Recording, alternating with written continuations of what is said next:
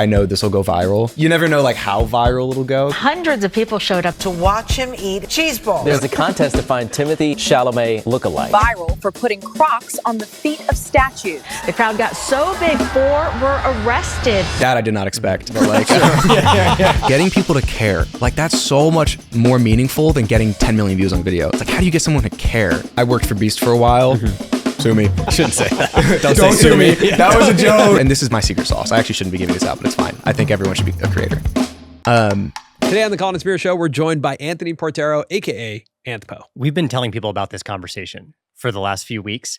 And whenever we say we sat down with Anthpo, sometimes people know who he is immediately. Yeah. Other times they don't. And you say, okay, kid with Crocs, Cheeseball Man. And then lastly, the Timothee Chalamet Lookalike Contest. And once you say that, they're like, oh my gosh, I love this guy.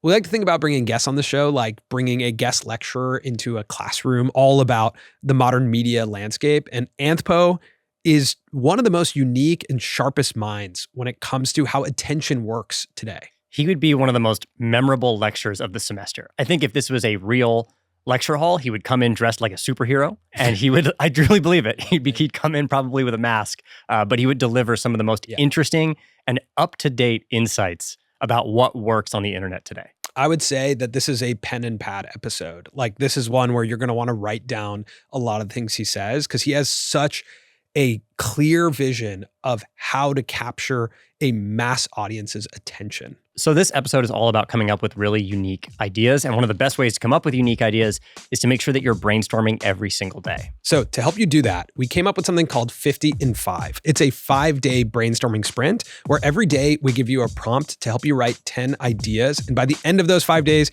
you have 50 new ideas for your YouTube channel. And we've partnered with our friends at Epidemic Sound to give away 200 seats in 50 in 5, totally free when you click the link in our description and sign up for a 30-day free trial of Epidemic Sound. We've been subscribers since 2016, and the team at Epidemic told us that over our lifetime as creators, we've downloaded 2,898 tracks. It's hands down the best platform for finding music for your YouTube videos. It's super intuitive, and our favorite feature is that you can download individual stems. So like this song that's playing right now, we can just use the drums from it, or we can swap that and just use the bass line. And if you find a song you like, we can find others with a similar vibe. It makes finding the right song in their library of 50,000 tracks super easy. Actually, in our 24 Hours with Mr. Beast documentary, we pulled a track from Epidemic, pulled it apart from all the stems, and laid it out across the whole piece before we started editing to set the tone and emotional arc for the story. And it's not just music, they also have over 200,000 sound effects. Sound effects like this. That's not a real sound of me sipping that coffee. So if you're one of the first 200 people to click the link in our description, sign up for a 30-day free trial of Epidemic Sound, we will send you our 50 in 5 brainstorming sprint totally free. It's a win-win because if you make videos, Epidemic Sound is the best music library, and you get to check out our 50 in 5 brainstorming sprint. All right, now for our episode with Anthony Potero, aka Anthpo.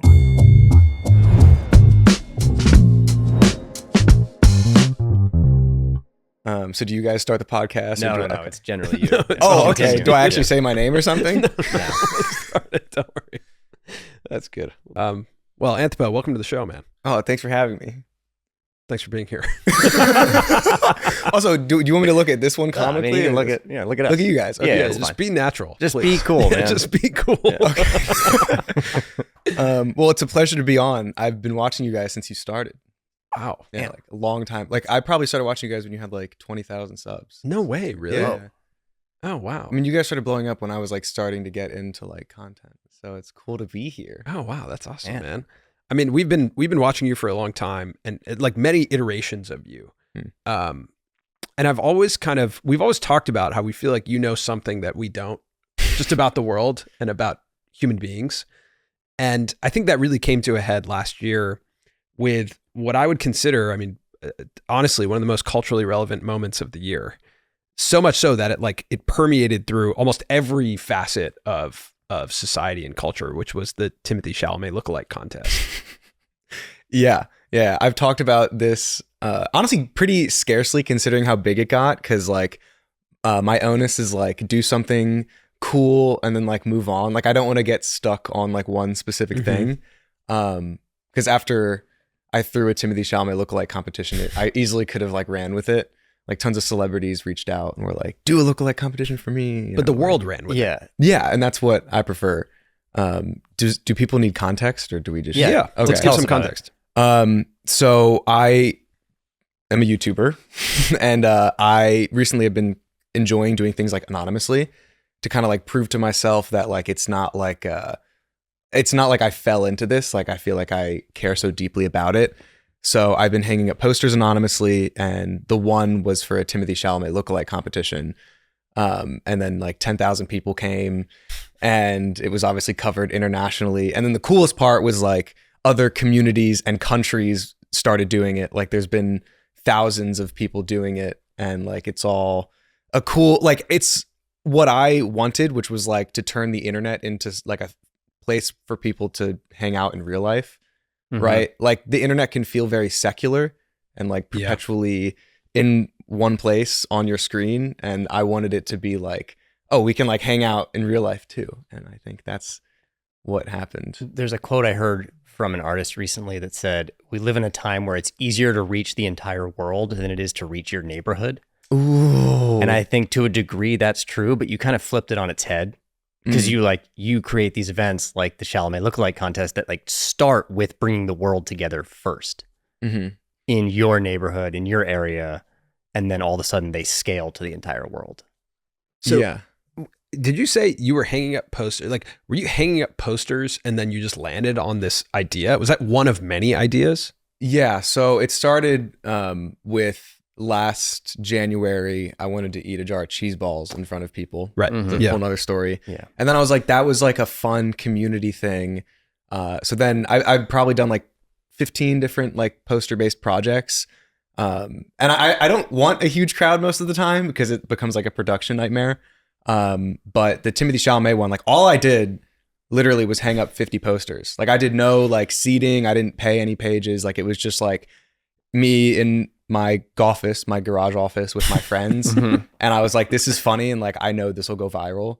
It just, you never know like how viral it'll go. Cause like that's, you can't like control that. So wait, why did you think it's funny and why do you think it would go viral? Like what's the anatomy of that idea? I think a lot of like creators and like brands think of things backwards. Like instead of like observing a community from the outside, like you really have to like engross yourself in it.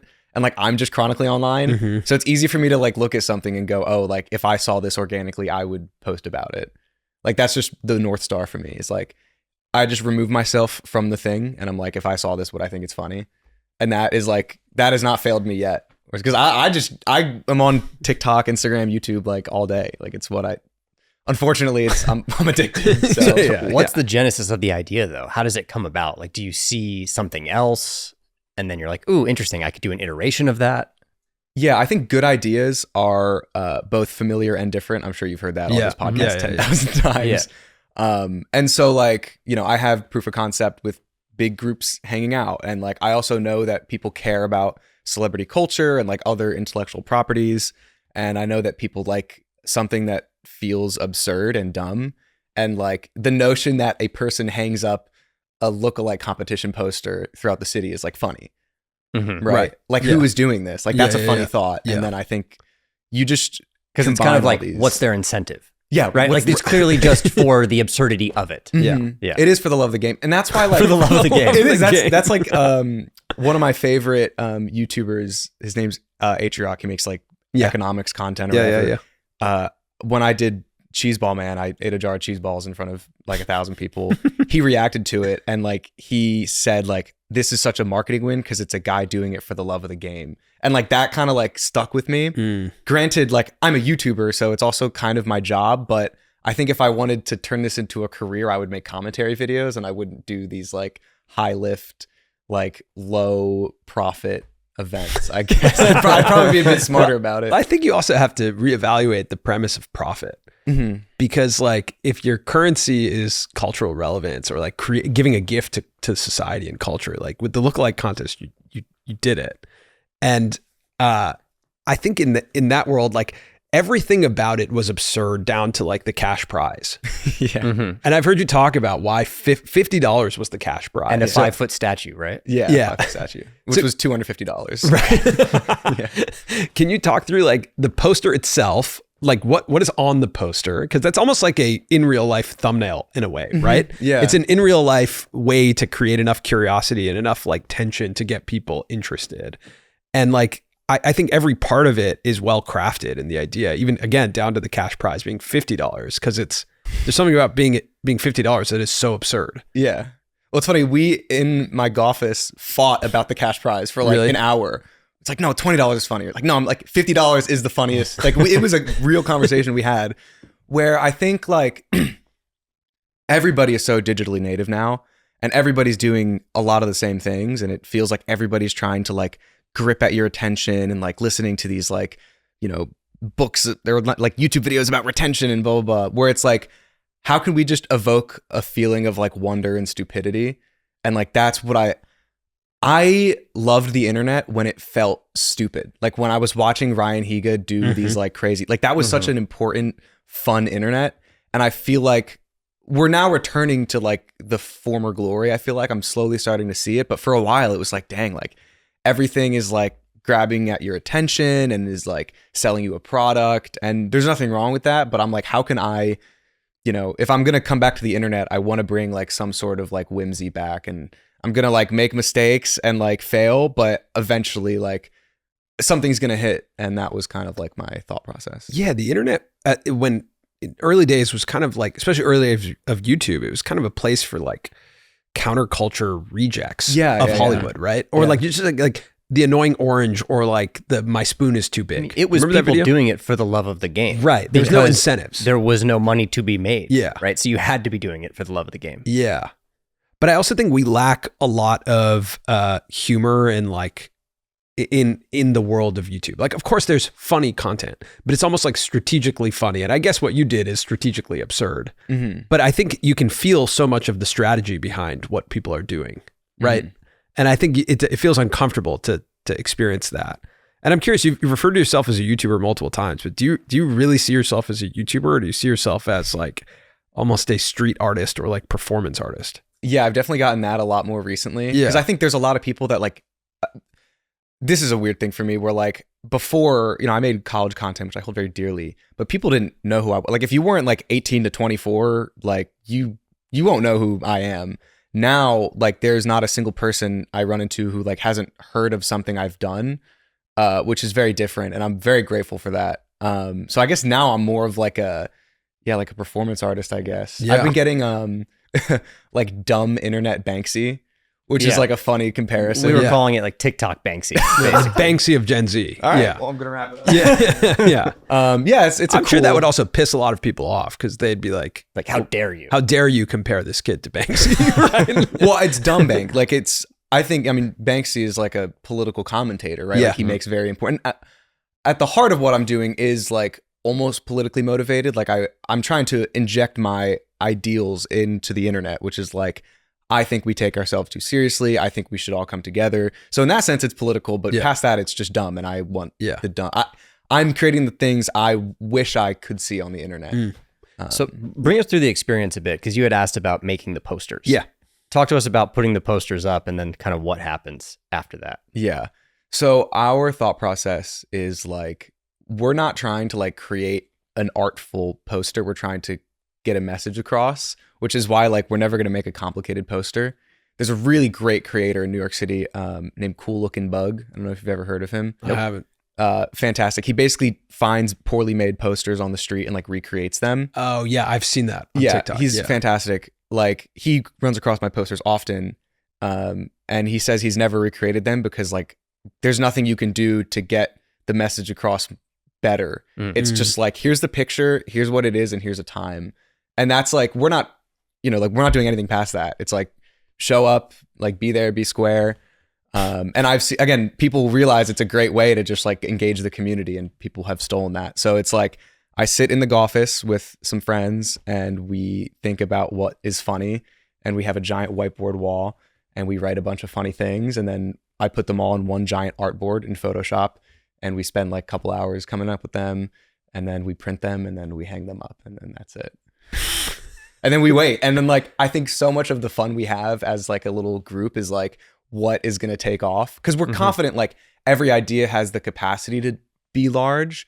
But it's a matter of like who runs into it on the street and posts it on their Twitter or posts it on Reddit or posts it on Instagram. Like that's always the fun game to play. And it doesn't change our strategy, which is just like make a fun video in the end. So with the Chalamet posters, did you start to see things on Twitter, on Reddit? Is that what gave you an indication that like, oh, I think this one, there's going to be a lot of people there? Mm-hmm. The other thing we'll do is we have like a sign up for some of them that are like production wise a bit more like difficult perhaps.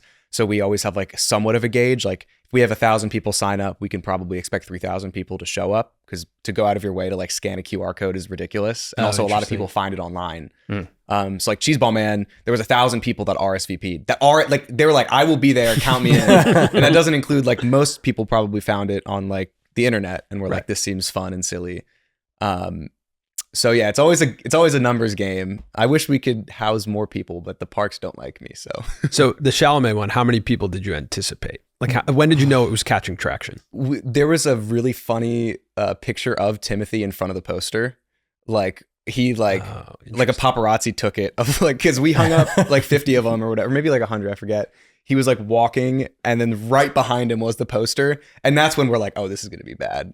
And then we had a friend who was working on set with him and he was talking about it. This is like maybe 2 weeks prior. And me and my friend Paige are like, we're going to get arrested. Timothee was talking about it. Yeah, like on set. Got it. And then the strategy was like, no longer are we worried about this competition. It was like, how can we contingency plan me getting arrested? Like most of our production the next 2 weeks were like, like we made shirts that said like #free Gilbert, which was like the alias I was going under and stuff. But then I didn't get arrested, so it's fine. So then day of, you roll up. Walk us through that. I had a team of like 12, I think. It was like, friends acting as producers and camera people. How did you source the lookalikes? They just showed came. up. They just showed up. They showed up. Yeah. The posters. Yeah, you're right. My bad. Yeah. There was a lot of discourse on TikTok of like girls being like, I'm going to find my husband. Right. And so I think then guys were like, oh, I'm going to be someone's husband, which is awesome. Yeah. A couple of them, the Timothee, I'm still close with probably like 20 of them, are like long-term relationship with somebody they met at the competition. Actually? Yeah, which is awesome. I saw one of a the bizarre fun fact about you that you have 20 friends who look like Timothee Chalamet. There's a group chat called Brother Chalamet, and we all like, they'll like self-promo. They're like, hey guys, check out my art piece. And then 19 other Timothees are like, sick. It's really fun. One of them is like teaching Japanese or Yeah. something Oh, in Japan. yes, Yeah. dude, I came across him on Instagram. I was like, wait, isn't that the winner of the show? Also, a bunch of them ended up on SNL with Chalamet. Yeah. That was crazy. Yeah. And Okay. So sorry. The day of. the day of, Yeah. yes. So we just showed up, and it's like a lot of it is like me, and I worked for Beast for a while. Sue me. I think Shouldn't say that. don't sue me. That was a joke. Retract. So go back. So I got the pleasure of working for Beast, and I think I learned a lot more about like hectic production from that than I thought I would have. And so a lot of that came out where it's like I'm working with my friends, like I'm not working with professionals, so I'm like giving them like a laundry list, like almost like a production Bible. Like if this happens, we do this. If this happens, we do this. Like I'm trying to just be the host, so I don't want to have to deal with these fires. Because ultimately, like we want to make sure everybody, if they don't have a good time, they have a good story.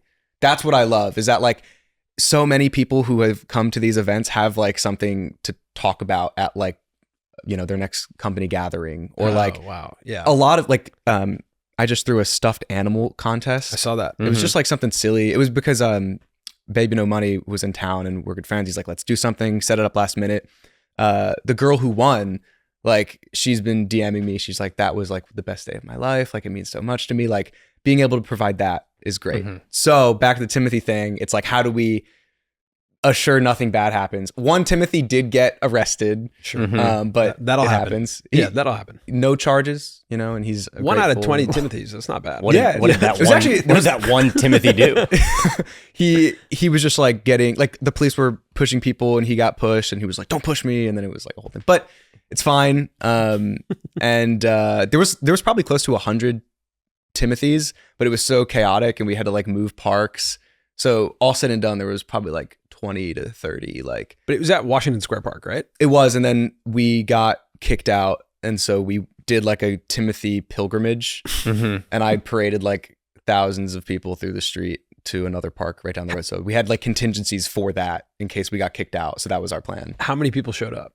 It's really hard. I had I paid somebody like $100 to count. Like I was like, use all the footage from like the AP and like my stuff.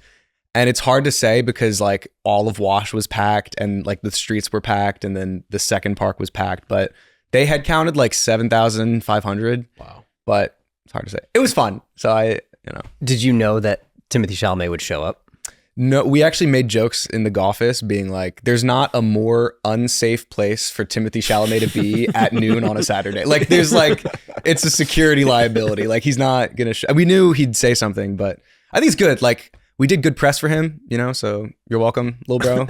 Like, here's my Venmo, Cash App. What did you think though when you got word that he was there? I was so not concerned. Like we were at the second park and I'm like, shuffling people through and like, running the contest. And my friend Paige taps me on the shoulder. She's like, Timothy's here. I'm like, I don't have time for this right now. Like whatever, figure it out.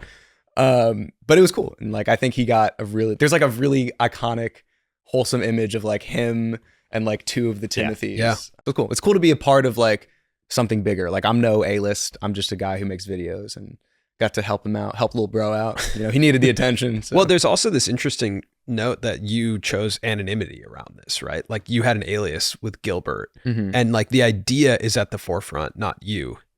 And that's also something that's kind of the antithesis to what we've seen in the modern creator economy, right? It's that it is the individual who's at the forefront and the idea, the best creator is the idea is at the forefront and the idea leads, but oftentimes it's the personality that leads.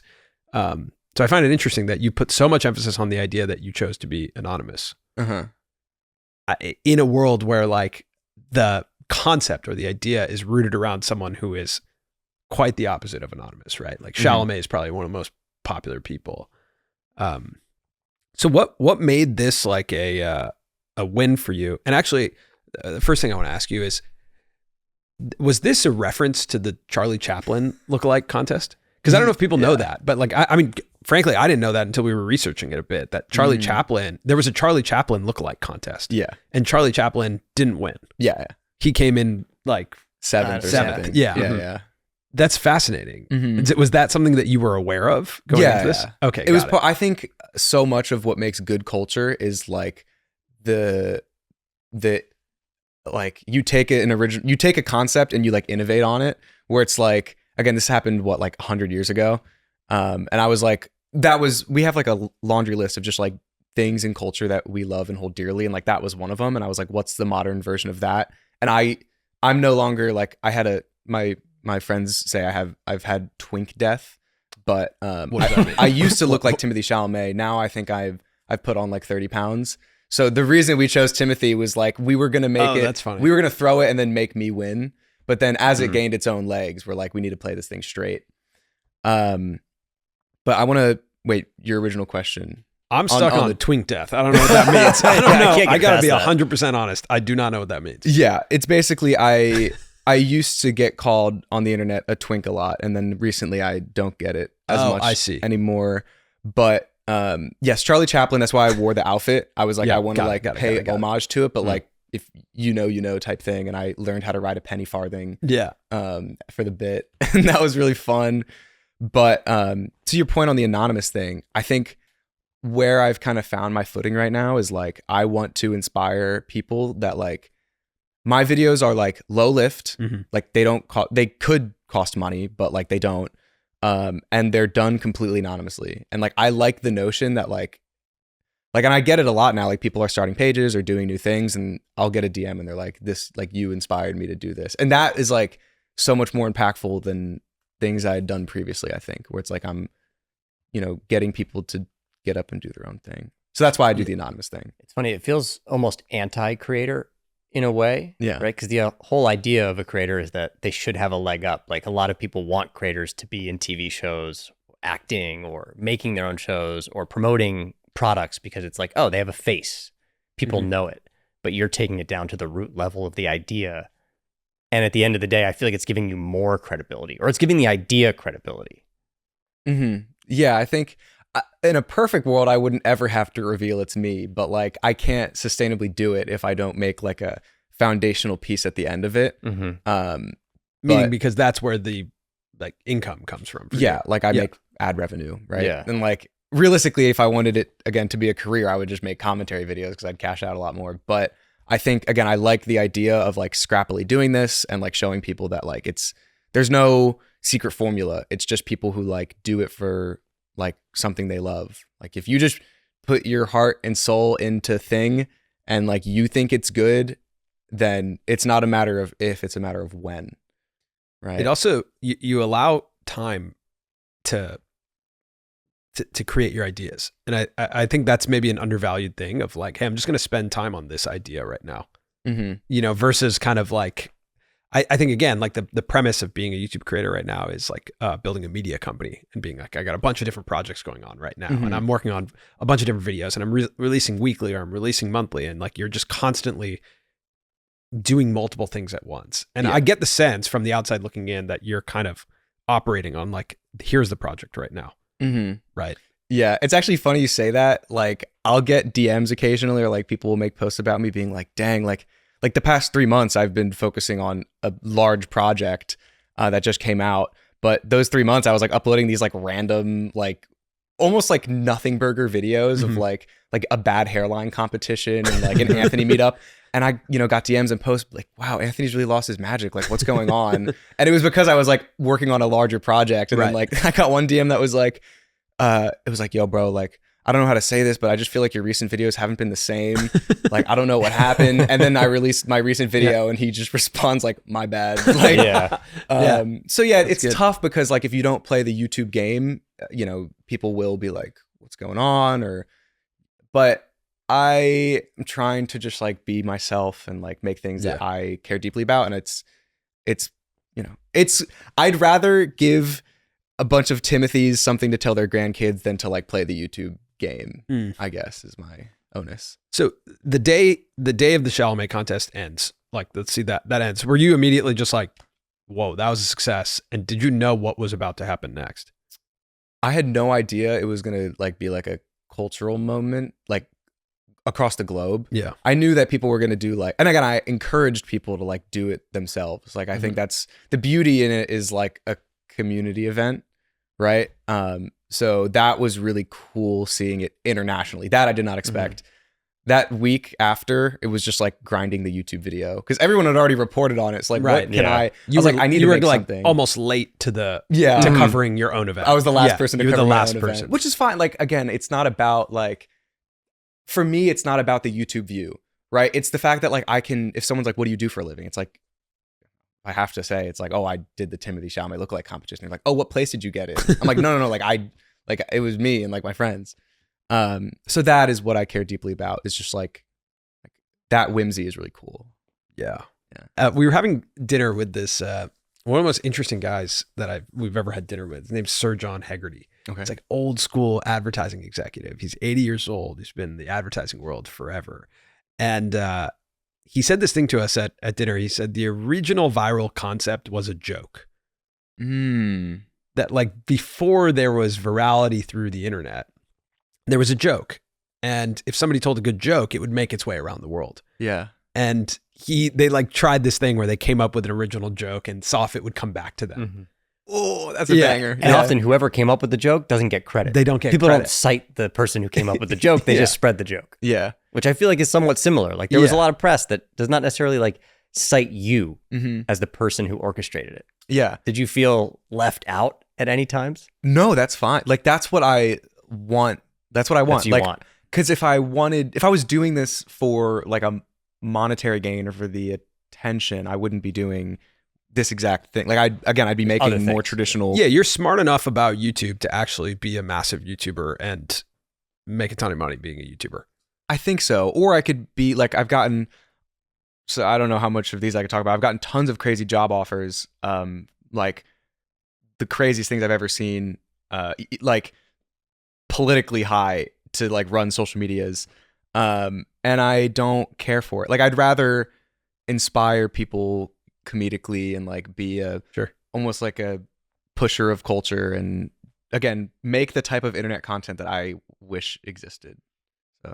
It's an incredibly powerful thing to anonymously be able to bring thousands of people into a space and create something that spreads globally. Like there are a lot of organizations politically, right? Companies who are like, yes, please give us that. Yeah. And so I'm just grateful that it's like, you know, like all of this could disappear tomorrow, and I've had a good run. Like I'm stoked. I'm happy. You know, when I first came back to YouTube, I was kind of like rushed into it because like friends were like, just do it. Like, you know, 1 year anniversary, like you've already filmed a couple things. I was like, all right. And then I think that up until my most recent project, I was like, I don't know if it was worth it. But I think now I'm at a point with like my local community and friends and like content where I'm like, it's dope. Making content's dope. What'd you think about when SNL parodied the Timothee Chalamet Lookalike Contest? It was cool. I mean, I don't want like, I think you guys probably like SNL because you're like old and lame, but like Sure. Yeah. Fair. Yeah, that was basically my question. Was like, is it lame that they covered it, or is it cool? Yeah, I think it's cool. Because to me, it's like, oh, that's a really big deal. For me, that's how I know if it crossed over in culture. Right. In a way. Yeah. That every millennial's told me that. How old are you guys? Like 42? Yeah, we're in our 40s. No, yeah. I am grateful for any sort of attention that I've put into the world, like positively, but I don't watch SNL. And the only experience I have with SNL is they like stole one of my YouTuber friends' like bits bar for bar. So that was the only thing. I saw that. I saw that my friend Joel. On TikTok. Yeah. Yeah, that's crazy. Yeah. But I mean, SNL's a big company, like whatever. But it was cool. They like even they like wore a white belt and stuff. Yeah. They did the whole bit. I was like, that's funny. It was cool. Again, like I can't complain. And Yeah, then, sure. And then the Timothees went on, which was awesome. Like, Which is cool. And that's like, they're going to tell their grandkids about that. And it's like, I got to facilitate that in like some capacity. So yeah, it's amazing how undervalued the like real life story is today. At least I feel that when I talk to creators, that like you do a craft and then you film that craft and then it turns into a YouTube video. But the craft is actually what's happening that day. yeah. And that's just like, that's not actually very common. The craft that, a lot of people do on YouTube, I think happens in the world of post-production. 100%. I'll fill you in. Yeah. But I'm not writing anything. I just drew a cat smoking cigarettes. Yeah, I was wondering what you were doing. No, I have notes on the other side. No, so basically, this is some of my secret sauce is like, I think the internet right now is in like a transition phase where people have kind of done everything on the internet. Like Mr. Beast just went to the pyramids of something. What is it? Giza. Yeah. Okay. Like that's crazy. Yeah. Now I think what matters more than that is like not the narrative of the video, but the meta narrative of the page and who they are. Like that is like, that's what all these projects have in common, where it's like, you can talk about the video itself, but what's infinitely more interesting is like everything around it. Right. Like a guy eats a jar of cheese balls, but like he's anonymous, and like, why did he do it? Like there's, it's what I tell my friends, like when we're ideating, it's like, what is like the story past the video? Of course. Right. And so, that's why like starting a brand new account, it's so I can do it a million times over, like go from 0 to 100,000 followers, because people want to be at the start of something. Like that's like our urge to like, be a part of the meta narrative. Like I was here from a the lot of the get-go. comments for Kid with Crocs were like, I feel like I'm witnessing history. I think that's a common thread with you, right? That they feel like you're saying I'm a part of the early stages. And that's what I love. Like I was such a consumer of culture when I mean, even now, but like back in the day was all I did all day was play video games and like watch things. And so I'm just using the same like fascination I had with the internet to like pass it back, right? Like most of my audience is like 2 years younger than me, but like Kid with Crocs, the recent project I did was the first time I've ever had like a fan under like 16, 17. And I was like, oh, like these people, like this is part of their like cultural media consumption. I was like, that's really cool. Just on the meta narrative, I'm going to say something like pretty millennial to you because it's rooted in like Amazon's corporate structure. Yeah. But okay, that's crazy. This is crazy. It's a crazy lead in. But one thing that Amazon does is when they're going to launch a new product, they force their team to write a press release about the product. So how someone would cover the launch of their product. And that's how a product gets pitched. So how would the world talk about this? And I think that's actually something, similar to what you're talking about, right? Where it's, hey, yeah, this is an idea, but how do we think the world is going to talk about this idea? What's the meta of this idea? Because that's what makes it go, right? Is if we actually have something worth laughing about with your friends. Like if you think about the real life interaction between two people who are laughing about the concept, that makes it inherently more viral than just thinking about the singular video. The singular video. That's wow. Actually, it makes me kind of sad knowing that like I am thinking parallel to Amazon. Like, dude, you are so basically corporate. Jeff I'm Bezos. so corporate. You're That's so corporate. I mean, dude. we're kind of making equally as impactful things. Like, Sure. one of them is making like, real tangible change on the earth and like, shipping culture and ideas out to people. And the other one's Amazon, right? Right. So it's like, Yeah. Maybe we shift this from Banksy of TikTok to the Amazon. Amazon. the Bezos. Yeah, the Bezos of TikTok. Okay, so the second point I was going to say. Wait, sorry, go ahead. No, go for it. I think like I could be using my cultural thoughts for like nefarious purposes. I think about that often with like some of the offers I've gotten. I'm like, I don't know, like I don't think I have that special of a brain. But I think I'm just constantly thinking about the way people psychologically perceive things, and I think it's like the way I see it is like very evil people also have that same. You know what I mean? Like, not that Amazon is evil. I love Amazon and our corporate overlords. Shout out. But yeah, So the second thing I was going to say is like around video game culture, and it's like we've had this conversation actually recently on the show, which is that I find that people who played a lot of video games are extremely good with the internet. And I think sometimes we forget how interactive the internet is and how interactive media is meant to be. Like with the Lookalike Contest, you essentially created a real life meme that everyone got to play with and interact with. And it got so niche. I was going to show you this picture. I took this picture on Abbott Kinney. It says Taylor Zakar Perez Lookalike Contest. I was like, who is this? I don't even. Who is that? And it was like $25 cash prize, December 7th at Echo Park Lake. And I was like, I don't even know. This is now so niche that I don't even know who this person is that people are supposed to look like. Yeah. So you gave the world like an interactive meme to play with and to have fun with in real life. And so I think that the nature of like video games and playing video games is you are a part of the story. You're interacting with the story. And I think if you're a kid who grew up playing video games and chronically online, your expectation of the world and culture is that you get to play with it. It's malleable. It's like somebody throws something over the fence and you get to throw it back. Versus like when we were growing up with TV and media, it was like a one-way street. It's like, here's the film for you, not you get to play with it. And so I think to expand on that, one thing that I've noticed is beyond the like meta narrative of creators, I find that like fame and celebrity is currently created not through the celebrity's account themselves or through the creator's account themselves. It's actually created through the interactive media around it. So like Speed and Kai, I think are great examples of two of the most culturally relevant creators. I've never sat and watched one of their streams, but I consume a lot of their clips, and not from their accounts, just from the platforms, from other people clipping their content and playing with their content in an interactive way. Yeah. If you want, here's some hidden ball knowledge. Do you guys know what that, like ball knowledge? Are you guys tapped in? Okay, never mind. Definitely tapped out. No, I think I could guess. Yeah. Right? Like, it's like, oh, like, when you know ball, like, oh, he knows ball. he knows ball. Sports. Yeah, Got it. So like he's got ball the, in the hoop. yeah. Sure, yeah. Sort of point. Yeah, you guys will learn. Yep. Okay. So some knowledge. Every like fan page for like a big artist is just run by the label. Every like literally 80 to 90% of them, and the ones that aren't are also paid by the label to post about. And same thing with like Kai and Speed. It's like all these clip channels are just run by their teams, and they're on retainers. I don't know the FTC legality behind it, but it probably doesn't matter since they're not like they're not shilling something. It's not necessarily an ad. Yeah, it's not really an ad, so it's like in some gray area. But yeah, there's like it's almost cringe. It's almost like a marketing funnel. Oh where no! It's like you have The Bezos is coming out in you. You are so much more corporate than I thought. Yeah. so cringe. It's like Are we destroying your brand right now? No, it's fine. It's funny. I did go to school for marketing. Oh. Okay. But it was Rutgers, so it was like nothing. What's wrong with Rutgers, man? So it doesn't count. Yeah. They never threw me a bone my whole time there. I get so many DMs people being like, I go to Rutgers because of you. I'm like, where's my kickback? Anyways, where's my affiliate link? That's what I'm saying. I feel like I deserve. Everyone just expects an affiliate link now.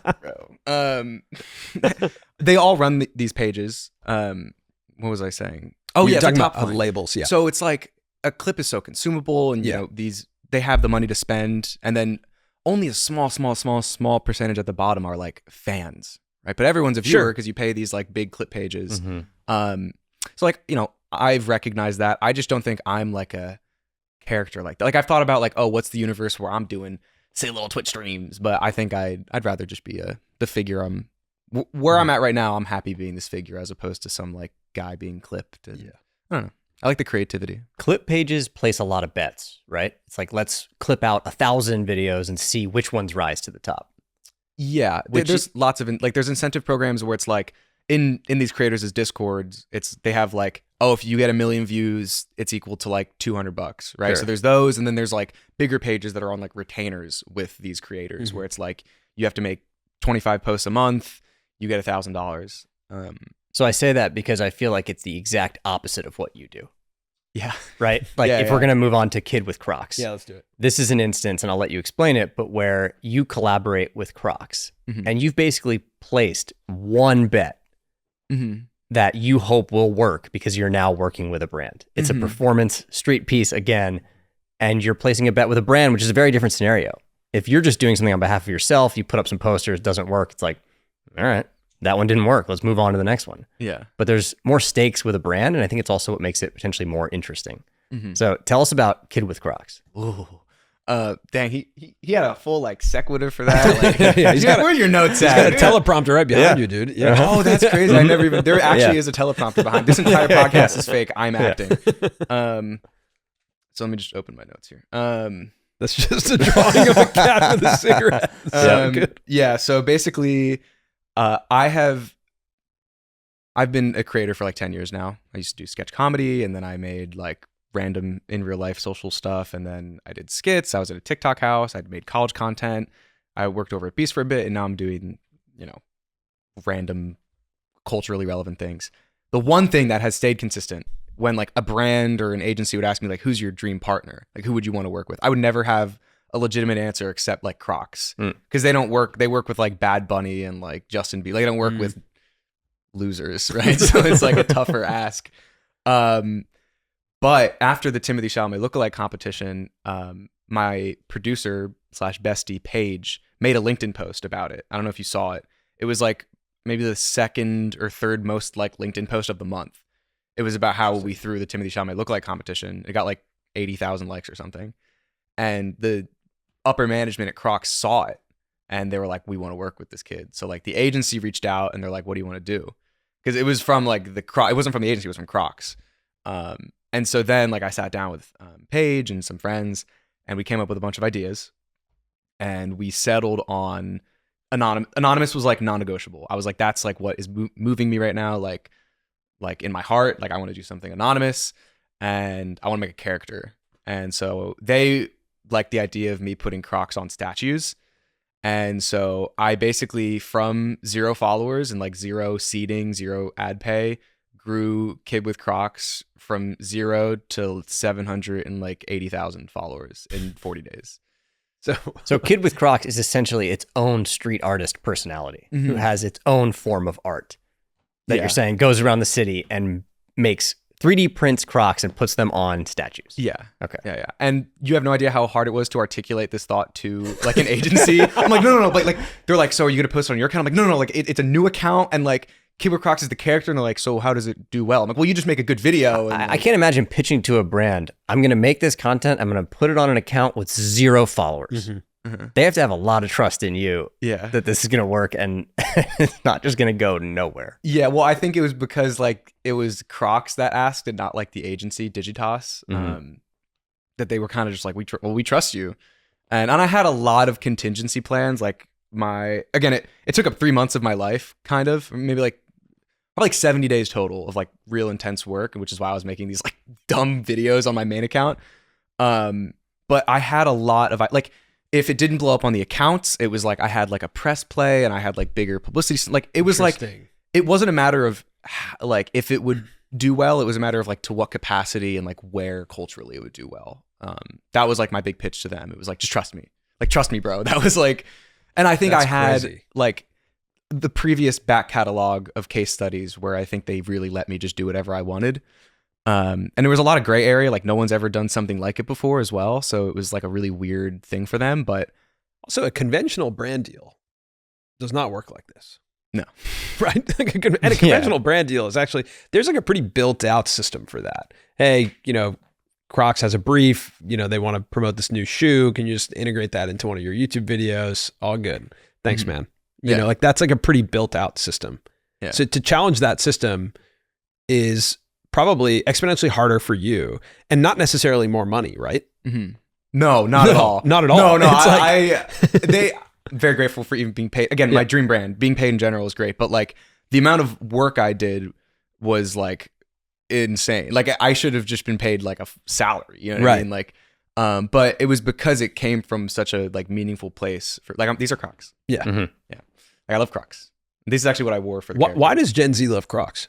I think Are they like a meme in themselves? it's like counterculture. Yeah. It's like I first liked them because they were comfortable, and then people were like they're ugly, and I'm like, well, that's kind of beautiful, isn't it? Yeah, Like, I'm who excited cares? about that. Yeah. I see And that. there's gibbets, which like you can customize your shoe, and I think that's really silly. Like it makes you more approachable, right? Like I'm very anti like yo, shout out Wisdom, my boy, but Dude, like I'm Wisdom very is amazing. amazing. Yeah. But I'm like the antithesis of that. Like this is all thrifted. These are like falling apart. Like you just wear whatever as long as you're like approachable. I mean, that's like so I love Crocs. That was like the big thing. They're like the anti-self-serious, Mhm. which is kind of the whole thing we've talked about, or a lot of what we've talked about. Yeah, it's hard to style Crocs. Right. Like Yeah. it's not an easy. And so that's why I was so excited. And I think that the page also gave off that energy of like, again, it was me editing and doing all the work. But I think I tried to. So bring us through. What was it though? Like, where did it start? Did you hang up posters? What's the evolution of this idea? So it was first like scan the statues. So it was like put Crocs on statues. That was like the North Star. But there's so many angles to it where it's like we need to like hang up posters because it'll help with like becoming a New York thing. And like I need to make amazing. They didn't understand the reason why I needed to make videos on it. They're like, why can't you just do it and people will like organically see it? Well, I'm like, well, because it's not like a Timothee Chalamet Lookalike Contest where it's like a very fascinating thing that's happening. Like it's like, oh, it's Crocs on a bear. Like where do I even start? Like if I'm a Twitter like meme account, it's not particularly funny. So the thing I kept pitching was like, I'm going to use my knowledge as like a 10-year-long content editor to just make the best short form videos I can. Like really just like put my heart and soul. Like I was working on vacation. Like I was spending all my time editing these videos for like, they're done like 40 seconds. They're stupid, right? Like, so I put Crocs on 8 statues, made 8 videos, and then hung up 8 sets of 50 posters for each of them. And that was just like an additive. Cause again, like I had these contingency plans where it's like, I planned the first 4 videos in their entirety, like scripting and like feeling and like musicality. And then the next 4 was like socially listen to the first 4 and like what were people reciprocating? Where did people, comment the most, engage the most, and kind of make the next 4 like that. And when I pitch to a brand, I always talk about like the psychology of consumption. This is some cringe stuff. Oh, marketing. I don't know if you guys know, but like the principles of influence. Let's hear It's social liking, scarcity, consistency, authority, reciprocity. I wrote my notes, and similarity. So like those psychologically, like that's how we consume. Those 6 things you can Wait, can you break those down again? Yeah. Like, So and and this is my secret sauce. I actually shouldn't be giving this out, but it's fine. I think everyone should be a creator. How we consume things and are influenced by things. Every bit of feeling and emotion we evoke can be categorized into one of these 6 things. Scarcity. When you say someone is mysterious and has aura, that's what psychologically you're trying to describe. Like you upload once every 8 months and it's like a big deal. That's a Michael Reeves. That's like, someone who's uploading high quality, low quantity content. That's people like that, right? Consistency, the opposite of that in a sense. It's like uploading every day. Like it's almost like when you come home from school or work, it's like, oh, I'm going to watch this creator. I've come to like almost make it a part of my routine. And you could also combine those 2, right? Like you can upload every year, but you do so consistently. So you can combine those 2 principles of influence. Reciprocity, that was a big part of Kid with Crocs, where it's like, this is a new account and I am Kid with Crocs. I would always respond to fans. And like the first 1,000 people that followed me, I followed them back and like just had full conversations with them.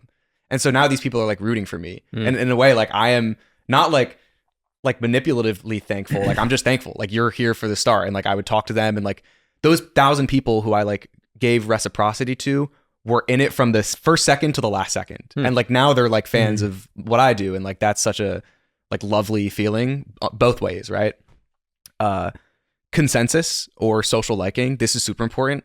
It's like you are more likely to watch a video that already has 1 million likes, because it is that social proof. Like, oh, people already like it. Right? It's the same reason why it's really hard to go from an account with 0 followers, 0 likes to 1,000 likes, but it's pretty easy to go from like 1 million likes to 1.5 million likes, right? Yeah. I mean, that's kind of an obvious one. Similarity. It's what we talked about before. It's like you want something that feels similar. You want something that feels similar, but is ultimately different and creative. That's where like creativity comes in, right? You need to be able to understand how people consume content and then like innovate on that, right? So it's like, there's best practices like having your face in the first frame and like having text on the screen. But also like if you follow every single thing in the rule book, people won't care. It's already been done, right? And that's where like some of my weird creative urges come out, where it's like I have a character and I animate and I make music for the videos, right? And then authority, it's like if you're a doctor, like Dr. Mike, right? Like people care about that. Or if you're already a big creator, you already have that like pathos, right? Is that like a smart word, chat? Is that smart? I'm seeing some nods in the back. Let's go. Great.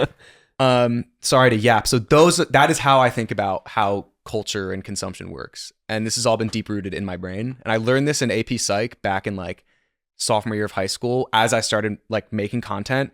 And this set of guidelines has like not failed me. Because again, like I've lived it. Like I consume content and this is how I think about it. And maybe again, part of this and the way I like neurotically think is like things will change. And maybe like big thing is like Kai Cenat and Speed are bigger than like a Mr. Beast is right now culturally.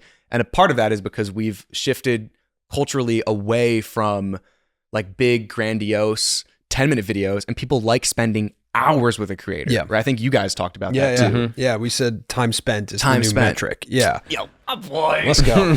Let's go. Somebody watches Colin and Samir. So yeah, those are my thoughts. And that's kind of like, that's how I managed to get them on board, where it's like, he's like, oh, he's smart. I'm like, I'm lying. No. Wait, so talk through Kid with Crocs and what it fits into there. Because it doesn't necessarily check off every box, right? It's kind of like how many of those boxes do you feel like you need to check? Yeah, I mean, you could only check 2 of them and you can still, get people to care, right? Ultimately, and that's a word I haven't said yet, getting people to care, like that's so much more meaningful than getting 10 million views on a video. Sure. Think about how many videos have 100 million views and it goes nowhere. Yeah. Like, how do you get someone to care? And like, that's through like heart and soul. Like you can follow these to a T, but if you're not making something impactful, like people will see through it. So like scarcity, I'm only doing 8 videos. Like the bio of Kid with Crocs was the 8 statues, and like I slowly X'd them out as I did them. I don't think that was super important. Consistency, I uploaded every 5 days. That was the hardest part. I pitched them, I'm like, hey, I need 3 months to do this. And they're like, you have 40 days. And I'm like, I'm screwed. Like this is not gonna work. But it luckily did. Reciprocity, it's like I followed people back. Consensus, again, I knew once it took off, I'm making really quality content. So it's only, a matter of time. Similarity, I think most artists, street artists, 3D artists, they think they're too good to follow like trends and sounds and put text on the screen. And that's something I was like, I can't be afraid to use Proxima Nova font, like the TikTok font. Like I can't be afraid of that. I can let my artistry shine through in other ways, but I need to be familiar. And then authority, I think that, oh, you laughed. Oh, what's so funny, bro? Colin's a big font guy. Love fonts, so, yeah, he loves fonts. There we go. Great. I just love fonts. I think he was just excited that there was a font drop on the show. Yeah. I just love the idea of, look, I can't be afraid to use Proxima Nova. So I'm like, yeah, man, like have the courage. It took a lot out of me. Yeah, it's the idea that matters. Give me top 3 fonts. I mean, I got to put Helvetica at the top, right? And then probably like Helvetica New, and then maybe like New Haas Grotesque. Oh, wow. It's mainly just like a Helvetica joke because they're all basically Helvetica. I'm fascinated why you hate yourself. It's an interesting. It's just a perfect font, man. It is a good font. I will not deny. My favorite's Thunderman. It's what I use for like my It's niche. Yeah, that's a where niche did you get font. that? Like That's like font the Crocs scroll? of font. Yeah. Yeah, it is like it's the Crocs of That's- font. Yeah, I get it. It's like my, if you've ever seen one of my videos, I'm sure you haven't because you guys are like employed, but it's like Wait, we're employed by who? By ourselves? it's better than other. I don't even have health insurance. We actually work for Amazon. Yeah. Yeah, it's like it's actually the font used in Adventure Time, and it's like a cute little like hand drawn font. By the way, I've seen your videos, so I know the font. Yeah, it's not like I don't watch videos. Thank you for the ad revenue. Yeah, Also, for the record, I have my own custom font, hand drawn. he does. Do you? Yeah. That's awesome. Thanks. That's so beautiful. I'm not all Helvetica all the time. Yeah. Good boy. Okay, and yeah, that's pretty much it. I think the thing this doesn't account for is like effort almost. That's kind of like authority. I kind of chalk that in there. Like the one thing I really tried to do in all the videos was just like show how much time I'm spending. Like the one video, I put Crocs on Paul Manship's group of bears in Central Park. Like the one bit, and again, pitching this to Crocs was so like I felt like an idiot. I'm like, okay, I'm gonna put honey at the base of the statues, but I'm gonna hang up posters for honey taste testing and bring in a bunch of taste testers and have them pick their favorite honey and then put that honey at the. And they're like, well, why do you need to do that? And I'm like, well, because like it's funny. Like I don't know. Like I was like, it is good. Like just trust. Like it's just if I saw that, I'd be like, that's so dumb and beautiful. Well, high effort, low stakes is inherently funny. Right. That is like the juxtaposition of that is inherently funny. Always. It's always funny. It's like why you my favorite creator right now, one of my favorite creators. It is like the perfect intersection between art and content, and just like what I love about the internet is Sunday Nobody. You might have seen one of his videos. It's one of the highest performing long short form videos I've ever seen. He made like an art piece of raccoons in a dumpster. I have not Highly seen recommend this. you check this out. Okay. It is amazing. It was kind of like what I was pitching to Crocs is like, I want them to feel similar to this, but like my own style and like artistry. He calls himself a meme artist. It's beautiful. I think it is like, again, we talk about, we're like Ouroborosing content right now, or everyone's like, I think people are finally realizing like, wait, like I low-key shouldn't be making Mr. Beast videos. Like everyone's finally like, yo, wait, like there's more to content. Sure. So now I think it's like, how do we innovate? And Sunday Nobody is a great example. Another thing that's very important, and I think people get lost in the sauce here. Not all likes and views are made the same. Yeah, they're not course. created equal. And I think people still don't realize that. But like 800,000 likes on this is like an army versus 800,000 likes on like some kid like this with like text on top of the screen. It's still cool. And like, you should be very happy that you have that. But like, no one's talking about a meme that has 800,000 likes the way I'm talking about this guy Sunday Nobody. Yeah. You know what I mean? Totally. Yeah, I think people undervalue depth quite a bit, right? And they overvalue width. And so I think you're absolutely right. I think even 100,000 views on like a personality vlog, or even like I was telling Colin this morning that you have a video after your Cheeseball Man fight that's just titled "I Fought Him," and it has almost 600,000 views. Those are very powerful views because that title thumbnail is not algorithmic by any means. That is not for like a random passerby view, right? That is for a core community. And we always talked about like this one Emma Chamberlain video that's called "You Totally Caught Me Making Soup." That's a great title. Yeah, that's banger. That's actually really funny. Yeah, and it's like that has like millions of views, and it's just emblematic of like how massive her community is. Yeah. So, yeah. Anyway, kid with Crocs. Crocs. And that was pretty much it. I mean, you know, it was like a weight off my chest finishing it because it was like, now I can get back to my own stuff. And then the video was very well received. Lots of people were, you know, giving me some flowers, and Crocs liked it, obviously. And the YouTube video, like I just did that because I wanted to. Like it wasn't part of the deal. Yeah. The deal was like, I make these 8 videos and that's it. Like that was the deal we cut. And so it was considered a success for Crocs. Yeah. And I think they don't realize it yet, but I think that as like awards and like LinkedIn posts and like articles are coming in, they're like, wait, because again, they don't get like in their head, it's like, well, the Washington Post didn't write about it yet, so what the heck, it's not successful. But like all these people, like I haven't gotten like fan art of myself like consistently in a long time because like my fan base is a little older now. Like when I first started, you know, but Kid with Crocs, like people were like fans enough to like make sketches and make their own like use the sound. Like it was very culturally significant to a group of people, and I'm very grateful. I mean, you essentially launched a new brand mascot if they wanted it, right? It's like a very intricate way to launch a new character for their universe, right? That maybe younger audiences are interested in. Yeah. And if they want it, I mean, I got a price tag on it, but you know. Yeah, is that part of the deal? That's like you own the account. And that was one thing that was non-negotiable. Interesting. Was like, I get my only thing I fought on like the red line for the contract was like, I want award show credit. Like if it comes down to an award show, like I want to be recognized for it, and I want to be the owner of the account. Like you guys can have to sign off on posts I make, but like at the end of the day, my account, because I'm gonna put my love into this account, and I don't want it to just be yoinked on some like, you know, YouTubers will make a show with a company and then they'll just like take it away. Right. I'm not that I think I love Crocs so much and they're great and they would never do that to me, but you know, you just never know. So what were the ways that fans of Crocs were interacting with the videos, interacting with the statues? Like what was the experience that Crocs is looking at and being like, oh yeah, that's positive for us? Yeah. I mean, I think the attention and like the positive attention was so good. Like at the heart of like product placement, for example, is just like positive association, like almost subliminal positive association with a thing. And at the end of the day, in a weird way, Kid with Crocs was not about Crocs. Like it's about storytelling and like creativity, right? So it could have been Kid with Converse realistically, and the videos would have kind of been the same. But, you know, to them, it's like there's over like 55 million views that are like very positively associated with Crocs now. Like all of Kid, I maybe got like 3 in any capacity hate comments on the entire thing. Sure. Up until the reveal, where obviously like some people are like, oh, well, it was a YouTuber the whole time. That's fine. I mean, expected because it was a huge thing. Yeah. But again, I think it's just me and like this kid I met named Danny voicing it. Yeah. Who, like made me a cool lighter. So there's always going to be contractors and stuff, but I think again, they probably pay bajillions of dollars for like a K-pop star to just wear the shoe. Sure.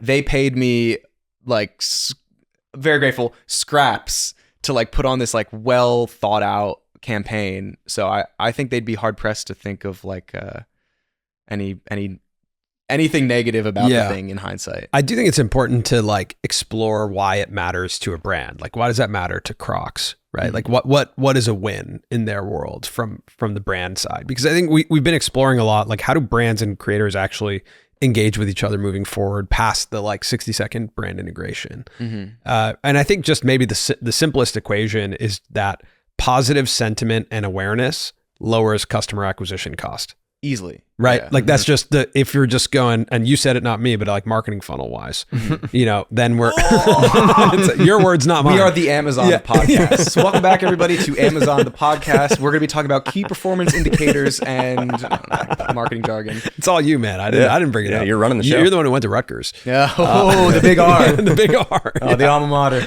Scarlet Knights. But yeah, Come on. that's a Jersey boy right You there. think I'm not from New Jersey? Oh, man. We have fun here. But it does, right? It like inherently, positive sentiment also, where does that come from? It comes from like you being a part of, you being cool with my friends, right? As a brand, like, oh, is Crocs cool with the crew? Oh, okay, cool. They're cool with my group of friends. So all right, I guess I feel positively about them. Yes. You know, and we always kind of explore, it's really hard from a brand perspective to not show up to the party like a weird stranger. Like, how do you show up to the party and blend in and be cool?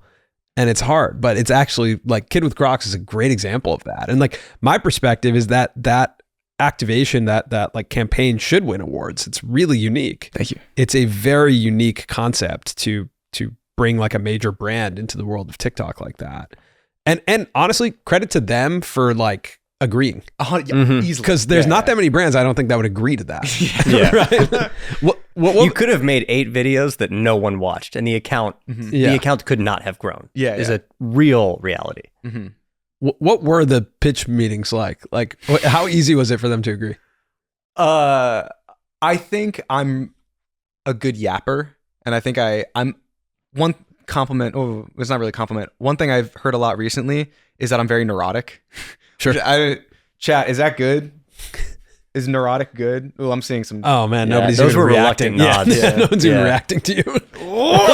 Chat is silent. W's in the comments. Yo, oh my gosh, I love the thing you guys do when you're on someone else's podcast. You're like, Now make sure you guys follow, make sure you subscribe. That's such we do that? We do that. We do that? You guys have done it before. Where like you're on somebody else's page and you're like, let me help you out real quick. And then you No, No, we've never done There's that. no chance. We don't help the community out. We barely. I got no. And that's what I like about you guys. That's what- how anti-creator and anti-consumer you are. I'm about to burn this, just so you know. Yeah. Take this back. What were we talking about?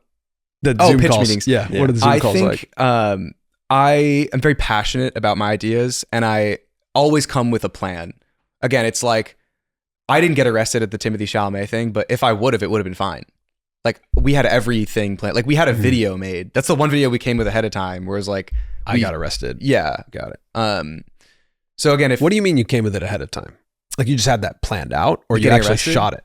yeah, we shot it. Yeah. We shot like a video on. If I got arrested, I had my Oh, I producer see. on ready to release like the thing. Oh, about me like getting almost arrested. like a tape to the audience of yeah. like Oh I'm my in jail gosh, now. yes. Yeah, Yeah, that's yeah. really funny. So that type of like neuroticism of like I want to be prepared if the videos get no views. And the one thing I said to them over and over again, I'm like, you need to trust me. Like if you just make good videos, they get views. And that's one thing they couldn't understand. And I get why. Because when you are a brand just like following trends, you're like, well, we follow the trends and no one cares. And it's like, well, because you're not giving people something to talk about. You're following a trend, you're not making one.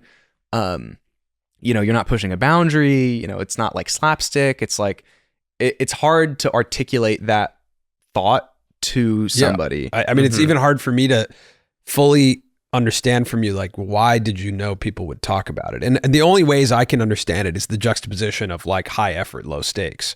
Like that to me is inherently interesting of like turning to someone and being like, this is so weird. Right. But is there another reason that you knew that people would talk about it? I think so much of being a content creator and like an artist is just consuming it. So if like I've been doing this for 10 years. I think the one skill I've always tried to improve at is viewing what I make from a third party. Sure. Like what would a rant, like I make what I'll usually do is I'll make it and then I'll leave it alone for like 2 days and then I'll watch it with fresh eyes. I call it the fresh eyes watch. And from there, I'll be able to say like, what? No, it's okay. You can just say I'm the worst ever. The You amount just of say super frameworks cringe. you have. Should I die? Like, should I think it's funny. You were like, like, I watch it with fresh eyes. You know what I call that? the fresh eyes watch. Oh man, I'm gonna get made fun of for this podcast. Yeah. So after I watch it, then with the fresh eyes watch, it's easy for me to be like, well, this is cringe or this is bad, and this is. And I think as long as I am not afraid to be part of the zeitgeist, like I should be watching like Kai Cenat and Speed. I don't, but like I should be. Like I shouldn't be afraid to engage with this culture because it helps me stay like sharp, right? For sure. Yeah, because you also like it seems like you're a fan of psychology and like how humans engage with the world. And I think anything that is attracting that much attention and creating that much culture, like you have to study it if you're a fan of this world, or if you want to be an artist. Like most great artists are referencing what's happening in the world, right? That's like why it connects is because it's commentary on what's happening in our world. So I think Kid with Crocs worked because it's the same formula of just for the love of the game. Yeah, it's just a different character. Can you read that comment?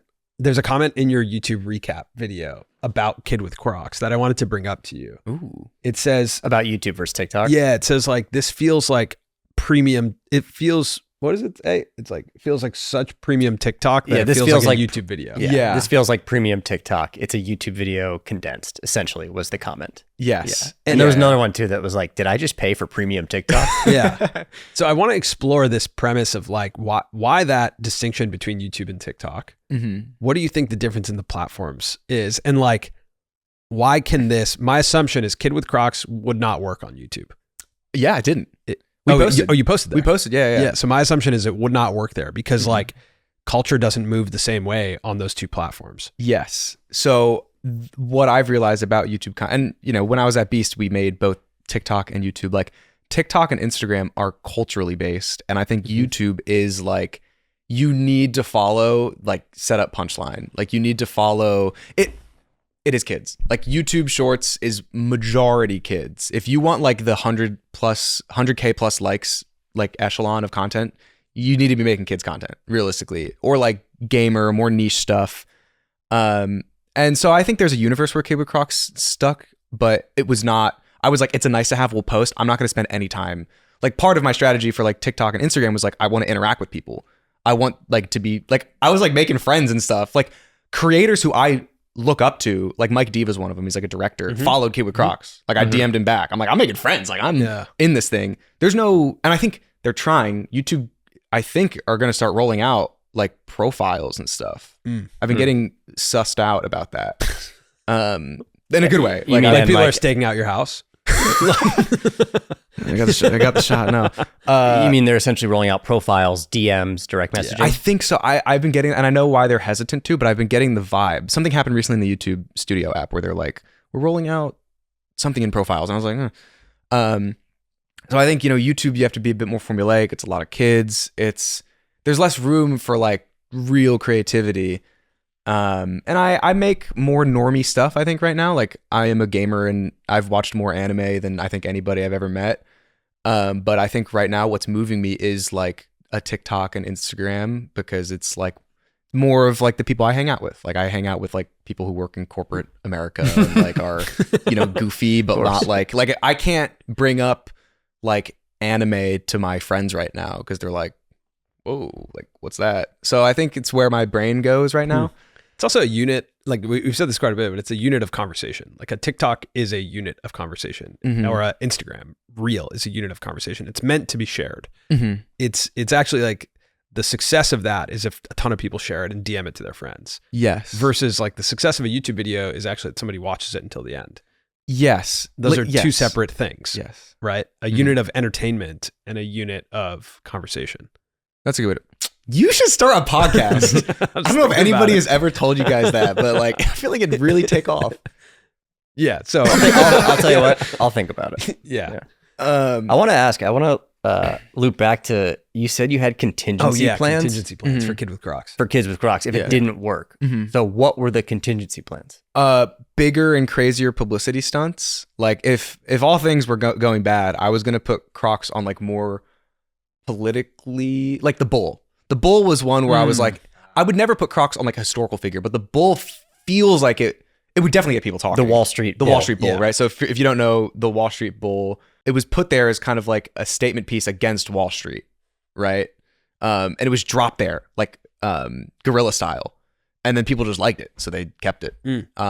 So I knew putting Crocs on that would get people talking, but I didn't want to be controversial off the rip. Like I didn't want to, you know, I'd like to stay away from it. I mean, at the end of the day, I'm working with a brand, so there's always that like air of like, you know, I don't want to like ruin the meaning of this beautiful sculpture. So I had those. The posters were a big one where it's like, if the page isn't taking off, I'm gonna 10x the posters and have this be more of like people are just, it's on like, it was probably on between like 300 and 400 people's stories, like screenshots I got of people just posting it and tagging me throughout the city. But I was going to ramp up production there. If that didn't work, I was going to try long form YouTube and just make a really good like 20-minute video on all the like the process of it and all, on some like Michael Reeves type editing. And then past that, like carousel posts were a big thing. Like sometimes carousel posts really bang, especially on TikTok. like TikTok and Instagram. I did one bit and I posted the first day it had like 10,000 likes. I'm like, dang, I'm going to take this down. And I kept it up, and now it has like, I think like 300,000 likes. Let me see if I can find it. Carousels, I think more like 23, 24-year-olds. That's like a big thing for them. Like, by no means is this, like, I made a video of this, and I'm like, it's not funny, but then I made it in a carousel and said, well, I just hung up these posters. What are those even? Yeah, what does the poster say? Looking for somebody to wear a lampshade for an hour, $30 reward.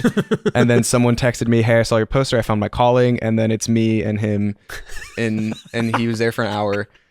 And what does that have to do with Kid with Crocs? so this was like the other direction I was going to take it. The other It was going to just be like I'm going to put Crocs on the statue, and then I'd do the thing, and then it would be it. Like that was, like I did it a couple times in the beginning, and it did pretty well. Like I did oh yeah, like I made this poster and it said, I made 3D Crocs for the bear statue, life is good. And then mom texting me, you better not be putting Crocs on statues again, nobody can stop me. And then it's the thing, and then it's the gibbets, and then it's a little drawing I made. Okay. So it could be more, it'll be less of like a talking point, but the post will do, like this has 75K likes. So Kid with Crocs was basically like an absurd superhero. Yeah, just like, I think there's something beautiful about a carousel post. Like I'm not, like, again, it's like a love of the game type thing. Like you're not making ad revenue off of a carousel post. Yeah. It's kind of like a beautiful artsy thing. Lots of like art pages I follow just do carousels. And I think that was like the other direction I was going to take it. It's also, again, it's interactive media. I have to progress the story myself with my own finger. And I actually think that's like, maybe it's radically simple what I just said, but I actually think that you should always think about how your media is interactive. 100%. Right? You said you had traditional press routes as contingencies. Was that like putting Crocs on the bowl? Yeah. And then I had like, You just knew that people would pick that up. people pick it up. And then after the Timothy thing, like I have a press list now of like hundreds of people who are like, next time you do something, like let us know. And I've never used that card because that feels like an in case of emergency. Yeah. And also I think, again, it feels cheating. Yeah. Like part of like Kid with Crocs wouldn't have felt as like special and beautiful to me if I used a press. You know what I mean? Yeah, like, For sure. It doesn't come from Sort of the means community. it maybe didn't work. Yeah. Yeah, people didn't take to it. I think there's this, the previous version of culture and media is trickle down, right? The press or like big studios would kind of dictate to us what the story was, what culture was. And the new version is like from a very small place and out, Yes. right? It's like trickle out versus trickle down. Mm-hmm. And so I think like if you went the press route, it's like fine, but it's following an old playbook of like big headlines tell you what the story is versus like small communities dictate the story of culture. And so I think the way you did it is more in line with the way the world is working today. And it's a more of a like validation of that is how culture is created, is from small communities. Yeah, that's a beautiful way to think about it. Is poster space getting competitive the same way that like YouTube thumbnails are competitive? Yes, you know what? It's funny. As like a little squad, we talk about it often now where it's like we're on the tail end of posters for us. Like we like to be at the front of culture and like push the needle. Now that everybody's doing poster bits now. Like, and it's bad when like brands are doing it and not even doing it right. Like I've seen, and I get added in them all the time. Like the Superman movie being like Rex lookalike competition, and it's not a real thing, and it's a cartoon, and it's like it makes no sense, and so everyone's hanging up posters right now, and I think it's fun while it lasted. I think at the heart of the posters was just like being able to gather people. So we've been talking about like, do we just use my platform and like New York City community and just throw the event, and like it's okay if people know it's me, and then just focus on the video. But yeah, poster space is legitimately. And I'm surprised no one it's technically not illegal to hang up posters if it's not like a for-profit, but like they'll never come after you. But I have hung up a lot of posters. Like I've hung up a lot, and I do usually go back and tear them down because I usually do the same route, and I'll just like, and so I don't feel that bad. I'm not like I'm crazy. Yeah, you did one that was like take a selfie with this cat. Oh, yeah, That was ridiculous. That's my most successful video probably ever. Really? Take a selfie with this cat? It has like over 100 million views. Explain that to me because I haven't seen it. It's the only video I've probably ever made that is completely like you don't need to speak English. My stuff is very like American. Right. Yeah, totally. Or did I say that? Was that stupid, chat? My stuff is very American. No, My stuff is very English. Yeah, it's just corporate. Everyone's looking at me like I'm stupid. I want to go home. Chat is not engaging with you at all. They're giving me nothing. Yeah, they're giving looking you at me like I'm nothing. W. It is. Yeah. Anyways, so this is actually the same set of posters as the Timothee Chalamet ones. It was like I think we did like 6 or 7. And I'll show you the video and then I'll talk about it because it's really funny. Yeah. And it just keeps going. And it keeps going. So basically the concept is there's a photo of a cat on a poster. It says take a selfie with this cat and text it to this Email number. it to me, Or yeah. email it to me. Email it to this email so that he has a ton of photos of people who took That's a selfie interesting. with this cat. So you don't even have to post it on your own account. It's No, not you just asking you. email for it. No, to just do email. that. And then I did a cute compilation. And it has 27 mil on here, and it has like 12 on YouTube and a couple mil on TikTok, but it gets reposted on like Twitter and Reddit like every week. And it'll always, and it's like, I retweeted it recently and I was like, if you ever want to get free views on this platform, just just post this video and pretend like it's yours, because it just always gets posted. And I love that. I think that's one of my favorite videos ever made. Talk to me about how that follows like either the principles or what the anatomy of that concept is and why it hits. Because I still think that there's like, you clearly have this intuition that I think people don't have. Yeah, I think the internet, bear with me, chat. The internet can feel very self-indulgent and kind of like evil almost. Like attention, like we live in an attention economy, and bad actors will always try to utilize your attention to promote a product or to have you engage with their content, whether it be hateful or otherwise. And sometimes like a wholesome video scratches like the perfect itch. Like it's like, a proposal video, like this cute, dumb dog on a skateboard, right? And so sometimes like every few months, I'm like, it's time to make like wholesome Chungus video. Do you know that? I'm sorry, I'm like brain rotting all over you guys. Yeah, no, nothing. Yeah, there's no chance, Colin. Yeah, I've never heard that word in my life. Yeah. Yeah. And so, yeah, like I think I love that he's not going to explain it to you. No, that's fine. Chungus, big Chungus. Wow, I should not exist anymore. Does someone have like a large metal pipe to like smack me in the head with? Yeah, I think I just view it from like third person POV. Like when I had the idea for this of just like, I want people, and it was such a low lift, like maximum all in this video took maybe 5 hours to make. Yeah. Like between making the poster, hanging them up, putting them all in Photoshop, uploading, and then we had to wait like 2 months for all the things to get in. But I just know that if I saw this on my For You page, I would be like, this is beautiful. Like it's the intersection of internet meme and art. Like it's so dumb and it's awesome. And there's like layers to it too, where it's like each of these people have their own story and like didn't know how big. I mean, we emailed them back being like, hey, we're going to put this in a video. And they were all cool with it, but they didn't know what it's humanity just doing a thing. And I think that I view a lot of these like anonymous things like emotionally. Like I can look at these like principles of influence, but sometimes like you just have to like let your heart open and be like, is this dumb and beautiful? And if the answer is yes, then like I knew this was bang. I was like, it's humanity saying I'm here too. Like I was here during this thing. Yeah. Not that it's that deep, but but it's relax, just, but like, dude. but Honestly, how we actually long for that. Honestly, can you chill? Sorry, is that Chungus? is that like big time? oh god, there was a video that Nystat made about this like fish pond in Brooklyn. And it kind of reminds me of that, where it's just like it's void of like the natural incentives that we all live with every day.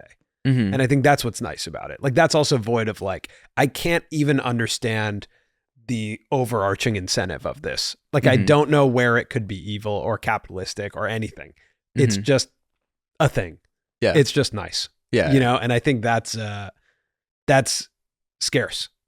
So like that does play into that scarcity principle, which I really like. Which is why you have to be careful when you do incorporate brands. Because if people feel like at the end of it that they did get got with capitalism, then they can be unhappy. Did people feel that with Kid with Crocs when you kind of announced, hey, I did this, like this is my thing?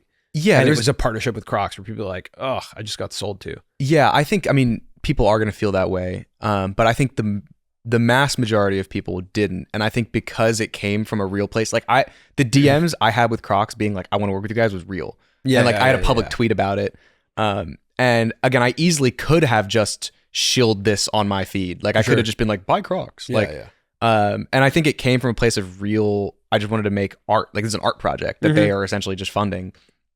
And again, like it's funny because I view what I do as so stupid and that's why it holds so dearly to my heart. But like people in the comments were arguing about like Andy Warhol and like the Campbell soup, like this is real artistry, like just because of print. And there was like 45 replies of people fighting over like what real art is. At the end of the day, I think like I would feel got in a way, but also it's like, it doesn't take away from like the enjoyment of the videos. And like, again, like the story is still there. Like whether you appreciate it or not, like it was like me and my friends, and it was like a real conversation that I had with Crocs being like, I would love to work with you guys, and them trusting me. And like literally, I think the only feedback they ever gave me the whole time was one time we uploaded a video and forgot to blur people's faces. Oh, I see. Well, because I was busy putting up Crocs for April Fools. Like we reprinted and put them back up.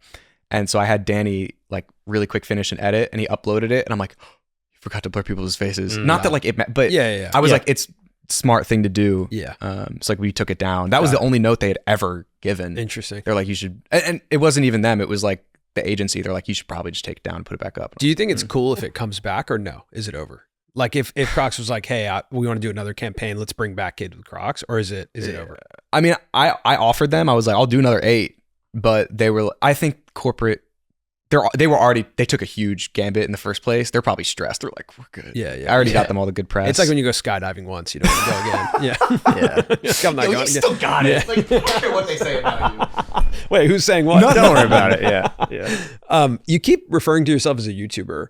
Do you see yourself as a YouTuber? Because I think one of the things that I find really interesting is I wonder if in 5 or 10 years, it's just a base assumption that like artists and creatives also make YouTube videos, right? Like Jacob Collier, who's a musician that we had on the show, he's a musician, but he also makes YouTube videos. It's not. I would never call him a YouTuber, but he makes YouTube videos. I wouldn't lead with YouTuber, but I think you make incredible YouTube videos. Like I want to like underscore or underline that like we're talking a lot about the performance art, but the Kid with Crocs standalone YouTube video is incredible. The recap, incredible. Like the storytelling of that. I would urge everyone, if you're listening to this and trying to get bits of like, what's happening here? What does this guy do? Like watch that video, because I think you'll see the artistry in not only the performance art, but also like the way you tell the story. You're an excellent editor. Thank you. Like excellent editor. There's a moment in that where you're hosting to camera and there's kind of like a noise that happens to your left. And then it hard cuts and the animated character kicks down the door and comes in. That's a very intricate edit. Thank you. That happens there, and a very amazing moment of storytelling. There's also another thing that happens where I don't remember what the information is, but you're holding 2 pieces of paper, and it says like 1 day. Oh yeah. And 3 something. I don't remember what it was. It 3 was months. 3. Yeah. Like, 1 account, 3 months, something like that. Yeah, something like but that. You're just communicating information. But like I was telling Colin, like to do that, what you did with the paper visually is like such respect for my time and my attention. And I think Neistat did that really well too. If like, I don't know, like for us, that was like reference point for YouTube, right? Like when Neistat's daily vlog started emerging, that was like, whoa, this is a new way of storytelling. And even the way that like, he wouldn't do text on screen all the time. He'd write it on his hand and go like this. Yeah. Right. Or like he would, it's so unnecessary. He just made a video about having lunch and it's unbelievably unnecessary. He does this graphic of Monday through Friday and puts in these pieces of colored paper of how many days he has lunch with his friend Jordan. I think a great example is when he explained Snapchat stories for the first time. He used a piece of pizza and he would remove slices as you're watching to show how ephemeral it is. Yeah. It's just, again, it's like that's another version of like high effort, right? It's a high effort, relatively low stakes. And it just makes it really fun to watch. And you do these like very intricate things in very short amounts of time where you're like, oh, that took you a long time, but it's a frame of the video. Yeah. And that makes me enjoy it much more. Maybe it's subliminal. Maybe a lot of people don't think about that. But yeah, I think you are just like an incredible YouTuber. But again, like I'm curious if in 5 years you still consider yourself a YouTuber or an artist who makes YouTube videos. Yeah. Well, first of all, thank you. It's very, very high praise and making me blush on the calls of your podcast. But yeah, that is very, very kind. I care deeply about people's time to the point where like part of the reason I stopped YouTube was I almost felt like I was wasting people's time. Like I'd rather like my perfect fan, especially when I graduated, was someone who was like, hey, I used to love your videos and now I work a nice job and have a wife and don't watch YouTube anymore. Like that was like what I would tell my friends. Like I hope for people who enjoyed my content, like almost they moved on. Right? You ever seen like Good Will Hunting? Yeah, of course. Like I hope you don't show back up at the house type of thing. Like you know what I mean? Because I find myself almost wasting time on the internet. So I was always like, is it counterintuitive for me to do this? But my thought process is like, the audience is already there. I'd rather just like steer them in the right direction and like make mistakes along the way, but like ultimately end with like adding net positive feelings and like culture to the internet. And part of that is through like, you know, you watch the video in 12 minutes, but I spent the past 4 weeks, 18 hours a day editing it. Right. And yeah, I think I'm a pretty good editor. I think if I really put like, I'm always doing it such fast turnaround time because it's just me and occasionally like, you know, like the voice of Kid with Crocs, Danny, like I've been having him help me out or like teaching him like what I would do here. So he'll like, if I get up and take a call, I'm like, Danny, sit down, like try to edit, like show me how you do this. But yeah, like I love effort for sake of effort. I think that's what art is, right? And that's why I think no matter how intelligent and good generative AI gets, there will always be artists. The same way that there's still painters, even though we can digitally make something, right? Not to say I'm like the best editor in the world, but again, it's like what my background is. You're like a great internet editor. For yeah, sure. Yeah. I'd say so. I've edited every video I've probably ever made. Yeah. So talk to me this, because again, I consider you a very good YouTuber, and you've also worked at Beast. You've had a lot of lives as a YouTuber. I mean, to be 23 years old and to be a YouTuber for 10 years is fascinating. Yeah.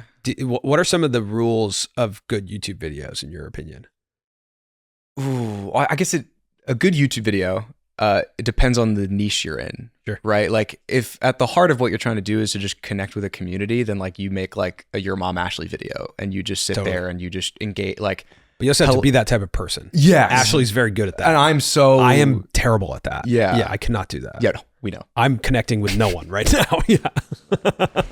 Thanks for the chocolate, bro. Yes, I feel similarly where my skill set is not in like talking with people. I think I'm okay at it and I fake it for the videos, but I think I'm more of an introverted. So play to your strengths. I think that's a big thing where it's like there's no two success stories that are the same. There's no two artists that are the same. So like play to your strengths, create the content you consume, and steal. Like really, truly steal. Like if you steal from your 15 favorite artists, you make something that is so unique and you that it's so like every creator I've ever watched, I've stolen from. I'm like, I love the way they speak. I love the way they edit. I take a lot of inspiration from my friends like Billy. He's amazing, one of the most creative people I've ever met in my life. Like I didn't really draw at all until I met him. And then I picked up kind of like making shitty sketches. And I think that's part of my identity now. I helped him edit his educational show called Big Weird World. Yeah, it's like a TikTok show. We were up against them in the streamies. Oh, duh. Yeah, I was there for that's where I saw we you both guys lost. there. We both lost, so we were cool. Yeah, we were cool with each other. Yeah. Billy's someone though, he's chronically online. Like when we first met him, the way he understands the internet, he was showing us like merch accounts that he ran that like I'd never even heard of before that had like hundreds of thousands of people following it and like entire businesses. And it was just like small side thing he was doing. He just understands it. Yeah, exactly. And so I love people like that, or even like more traditional entertainers, right? Like I steal something from like a Bo Burnham. I steal something from like even new creators. Like I think you'd be shooting yourself in the foot if you thought you're too good to watch like these new age creators. And it's like a Natalie Tran, like a Tamir Omari, these like dumb internet creators, dumb like in a nice way, like the same way I'm dumb. Like just comedians that like are not afraid to do something silly. Sure. Like I take something from that and I collaborate with them. Like who cares? Like it's life's too short to be above it. Well, I think also we sat down with the writer of Steal Like an Artist, Austin Kleon. Oh, great. And he was talking about stealing from further back. So like look at your favorite stuff and then try and figure out who they stole from and then go further back than anyone else would go. And I actually think, through this conversation, the Chalamet Lookalike Contest is a reference from 100 years ago. Yeah. So it's not to say like, oh, steal from what's presently online. It's like actually go really far back in time. Like evaluate like, okay, what is Kai doing? Kai's doing the radio in a way, right? When I was younger, like I think he's doing like live theater. Or It's like radio meets live action. Radio meets, like all these different weird worlds, but that have existed before in media. So then go there and then go, what was that based on? And then what was that based on? And just keep going back and reference what's happening way back there, because you're going to be way more interesting if you reference that. And obviously, like again, you're a prime example with the Lookalike Contest. Thank you. Yeah, it's a big thing. I think we get so caught up in the present stuff. The past stuff is really good. And then, yes, Steal Like an Artist is a great book. Don't be afraid to use Proxima Nova. Let's add that. Right. Don't be afraid Have to use the Proxima. courage. Have the courage to use Proxima Nova. It's a beautiful sentence. It really is. I recommend, I've got book recommendation. Again, I usually give this as like a gift to anybody I'll, meet up with for podcasts or whatever. Do you know Struthless, the creator? No. Oh, he's an Australian, almost like any Struthless people here? No? That was the most engaged chat was. Yeah, thank you, chat. Nose across the board. Yeah. He's an Australian creator. He makes like videos about productivity, but not in like a Sigma male way. But do you know what that Sigma male is? Yeah, I have like a general understanding. yeah, I'm with you. Oh, you should come. I should make a podcast called like Dumb Things You Need to Know, and I could teach you all the dumb Samir's things. thought about it because he's like he really actually, like is of the culture, and he always says these words that I had never heard. Well, okay, again, to reference something, and this is now going a bit off track, but to reference something, there's a podcast called Reply All, where they used to do something called Yes, Yes, No. Yes. Yeah. Do you remember this? Yes, It's yeah. like two guys who are chronically online and their boss who didn't know what was going on. And so it always started as a yes, yes, no. Like two of us get it, one person doesn't. And the goal was to get to yes, yes, yes. Mm-hmm. And I thought it was a great premise. And Rohan and I have talked about a show called Age Gap, which is basically the same But concept. I think like my problem is I'm not even watching millennial content. I'm watching like baby boomer Well- content. Like I'm watching like American Idol and CBS. Sunday Yeah, he Morning. watches, and I just that's like real. I just Yeah. love it. Like That's it's awesome. That's just- his content yeah. diet. Be you. Yeah. I'm gonna be me. Don't let me sway you. I'm not at all. Love the confidence. But Struthless, he makes like educational Sigma male, like productivity content, or not Sigma male. It's very emotional, and he comes from a beautiful background of like turmoil, and is now like he's got a wife and a kid. It's amazing. He has this book called Your Head is a Houseboat, and I'm like plugging his stuff. I'm such a big fan of him. And he has this new book he just made. He basically makes beautiful books that are like equal parts graphic design and storytelling on like creativity in this evil era we live in of like attention and like algorithms made to keep you addicted. So I'm gonna ship it to you guys. Great. Right. Your Head is a I love Houseboat. that. It's amazing. The big thing is like, in order to make good art and good content and connect with people, you need to consume it, and you also need to live a little. Because like if you are just constantly engulfed in your position as a marketer, position as a creator, position as an artist, like you lose track of the humanity and the humility you had from just being a human being. Mm-hmm. So that's like a good way to end on. And I could also re-show the photo of the cat smoking a cigarette or something. Mm-hmm. See what else Well, I have in here. I do want to ask you, like, what else do you have in there? I have what is oh, that? my first sketch of Cheeseball Man. Okay, Wow. well, I was going to ask you about that. Like, where does Cheeseball Man come from? Where does that idea come from? There was a guy who I'm beefing with now, who ate a rotisserie chicken in Philly, like an entire rotisserie chicken. And then I was like, I could do that, but funnier with like a superhero. I wanted to make a superhero video, and that was like how I would launch the superhero. And then I did it, and it was beautiful. And then I fought a guy. He had a saw that. supervillain. Right. Yep. It was a whole thing. But the concept was come watch me eat a jar of a cheese jar balls. of cheese balls in Washington Square Park. Yeah, It was Union abs- Square. Union Square. And And 1,000 absurdist people. superheroes is Yeah. basically like you created your own superhero universe. It was like something dumb, and people rallied. And then I didn't know how far I wanted to take it, but I ended up like doing patrols and like cleaning up the city. And then a supervillain appeared, and he gained like 300,000 followers, like shitting on me. And then we had a fight, and I had no idea who he was. He Oh, you ended up- didn't know who he was? I thought No that was idea. orchestrated by you. No, I had no idea who he was. Oh, wow. Yeah, and we fought, and I didn't know who his name or anything, and I fought him, and it was really fun. Wow. And actually, it's crazy. So I worked at Beast, and I wasn't close with Jimmy at all. Yeah. Like I didn't even know if he really knew who I was. I just worked there, and then we made like a collab video or whatever. I was like part of like a TikTok rewind type thing, and he was like, "Oh, like you fought the corn guy." I was like, "That's a crazy thing to know me for." Jimmy's pretty online. Yeah. Yeah, he's a pretty online guy. So that it was probably my most fun thing. Like I had a superhero league, and like they like do stuff now and make content. I don't know. Yeah, you're like a world builder. You've built some worlds. Yeah, I guess so. Really Yeah. dumb, really silly world, but yeah, it's cool. So leave us with kind of advice on the creator side and on the brand side. Like how should, these are two different types of people who are, operating on the internet and both looking for the same currency, which is attention. Yeah. Right. They're both kind of trying to capture people. And it is, this week we're here in New York and we're at a lot of these events, and like it is the primary topic of conversation, right? And one of the primary topics of conversation is how to connect with a younger audience, right? How do you, what is this next wave of audiences? What is their expectations and what do they want?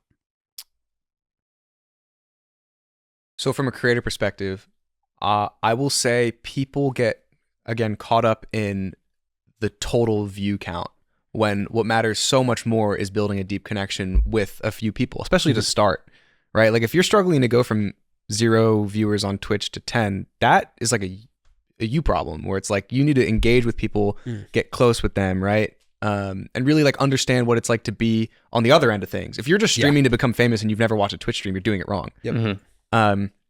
So really understand the community you're trying to speak to. And it's usually easiest to do that by being that community.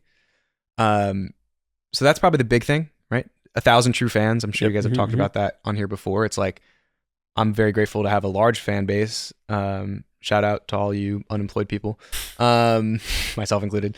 But what's more important than that is just really having a deep connection with a couple people, right? Who are like, listen to everything you have to say and like care about your ideals and your thoughts and like support you. And then from a brand perspective, trust creators and take more risks, right? It's very rare for a company to take a risk and it truly blows up. Oftentimes it feels like it's almost the opposite, where it's like, you know, the CEO of Duolingo tweeting about AI because it's like the smart shareholder thing to do was like the biggest mistake they've ever made. Right. Like usually that's the good thing to do, is like listen to what the LinkedIn people are saying about whatever AI thing, whatever. So take risks, trust creators. And it's better to work with a creator who has 10,000 followers, who's so passionate and in love with your brand and willing to go the extra mile, than it is to work with someone who has 1 million followers who just is going to buy Saratoga water or whatever. I don't know. I'm trying to be like culturally relevant and stuff like Saratoga. But I think to your first point too, I think brands and people who work at brands, I've always said this, they need to become authentic members of communities. Because otherwise, like, you're spending with a creator, but oftentimes we feel it when we're on the receiving end of a brand inbound is like that. Oh, they don't really watch our stuff. They just have heard that they should work with They're just asking to interrupt our audience. Yeah. Basically. Exactly. And people, I mean, you see it in YouTube, people just click past, they just hit 10-second forwards and then your retention goes down. Right. Yeah. So no one did that with Kid Crocs, like, because the videos were the thing. It was The like, experience. Most importantly though, have fun. Don't do it. Oh wait, no. Oh, most importantly though, subscribe to Colin and Samir. There you go. You do both. You could use whichever take you like there. But yeah, have fun. We'll cut most of that out. Yeah. This internet place could be so negative. It's easy. Hate is the easiest thing to pay attention to, right? Primitively, that's what we do. So try to pay attention to what you pay attention to. It's a Hank Green quote. And put your energy in the right places. I love that. Great. Thank you, dude.